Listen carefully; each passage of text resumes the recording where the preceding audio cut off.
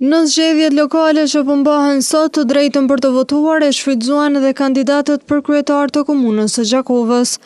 Ardian Gola, kandidat për kryetar të Gjakovës nga radhë e televizjes Vetëvendosje, ka ftuar të gjithë qytetarët që të votojnë për një qeverisje sa më legjitime në të ardhmen. Qytetarët me votën e tyre e freskojnë pushtetin, qeverisjen lokale dhe konsideroj që me votën e tyre ata e artikulojnë zërin të në bindshëm, fuqishëm dhe me zërin e tyre, me votën e tyre që deponojnë në kutit e votimit, përsaktojnë dhe farkëtojnë të ardhmen 4 vjeçare të komunës.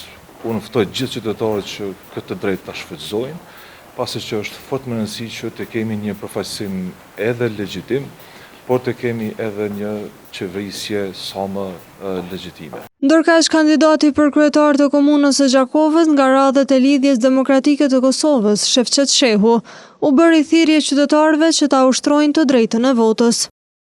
Sot është dita më e bukur e demokracisë, një herë pres që do të jetë një festë e bukur e demokracisë.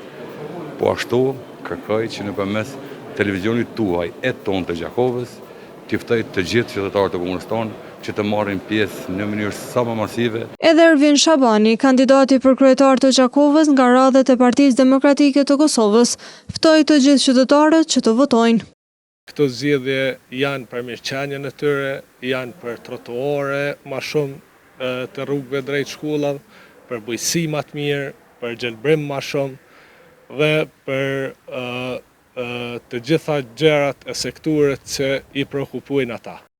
E Anton Shala, kandidat për kryetar të komunës së Gjakovës nga Partia Shqiptare Demokristiane, ka uruar mbarvajtje të procesit zgjedhor. Uroj që ky proces zgjedhor të shkojë mirë e mbar, uroj që të jetë i qetë dhe të fitojë më mirë. Sigurisht kjo votim bëhet për të mirën e qytetarëve, në mënyrë që të përfitojnë nga demokracia dhe puna e secilit në këtë proces zgjedhor. Të drejtën e votës e ka ushtruar edhe kandidati për kryetar të Gjakovës nga Iniciativa Qytetare Ndryshe, Unioni Demokratik i Kosovës, Mehmet Krasniqi, i cili e cilësoi procesin e votimit si të lehtë dhe të rregullt.